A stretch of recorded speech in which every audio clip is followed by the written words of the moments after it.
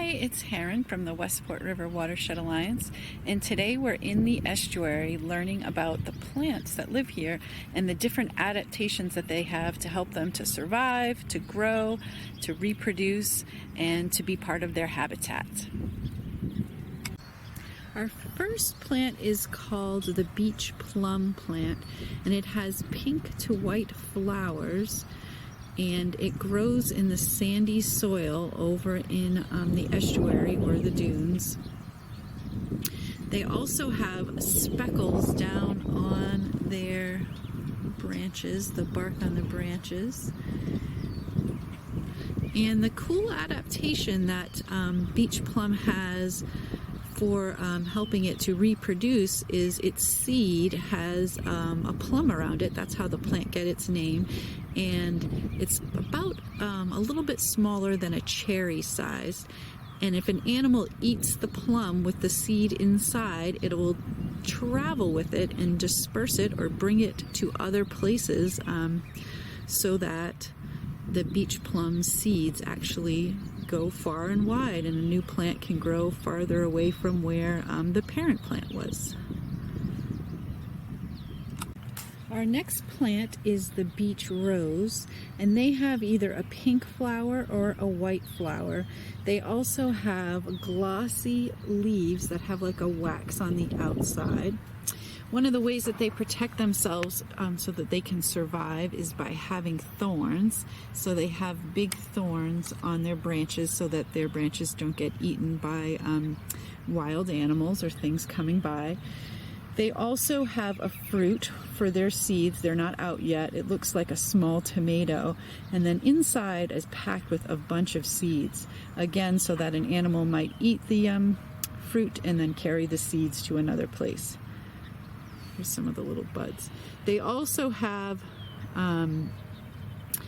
uses for people. These were actually introduced, so they're a non-native plant, but people use the little fruit and make jam out of it, or sometimes they make a rose petal jam. So you actually collect the petals and then boil those and get flavor from the petals to make a nice jam.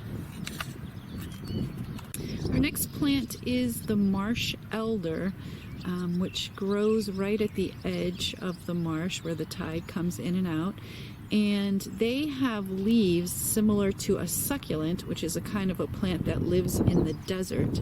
And those leaves help to keep water. They actually store water in their leaves so that they, when it gets dry, they have extra water that they can use to survive and to grow. So that's why they have a different sort of leaf. It's a thicker succulent leaf that they have.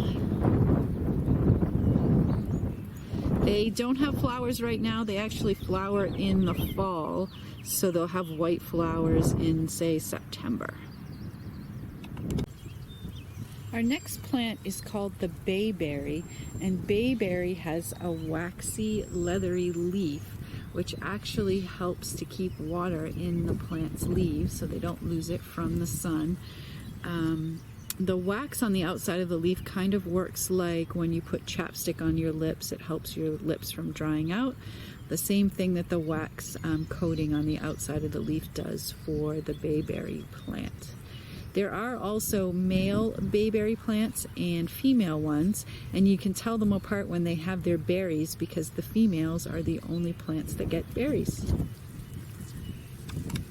Our next plant is another one that's not native to this area but was introduced, just like the beach rose.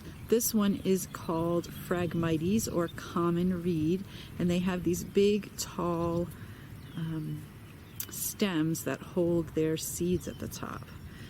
Down at the bottom you can see the plant's leaves. They have a few adaptations. One, they have sharp pointy leaves so that things don't walk and step on their roots. They also grow by sending shoots out of their roots. So they'll have many plants all packed into the same area, so that helps with support, especially for a tall plant like this common reed, where when it's windy, when you have lots of plants around you, it helps you to support yourself and to grow up to having these nice tall seeds at the top.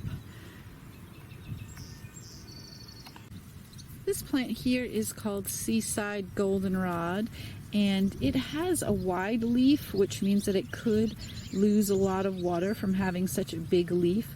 But one of the adaptations that it has to survive in this habitat and to be able to hold on to any fresh water it gets, it has little hairs on the leaf, which are tricky to see, but if you could look up close, they have little fuzzy hairs that are sticking out of there. This one's got eaten by something. So having that little hair actually decreases their surface area, and so they lose less water through their leaves by having those little hairs stick out. In the fall, these plants get a big, pretty yellow flower that is really nice to see. This plant over here is called, it's right at the water's edge, and it's called salt meadow cordgrass, or sometimes people use its Latin name, which is Spartina alterniflora. And this plant, one of the adaptations that it has is it can survive a lot of salt when it's growing, so it can live right at the water's edge. It also has pointy, sharp leaves, so it doesn't get stepped on as often because it's not comfortable to walk on, and it has really skinny leaves that lose less water. Thanks for listening about the different plants of the estuary and the adaptations that they have to survive there. I hope you have a chance to head out to an estuary and look for some different plants that you can find where you live.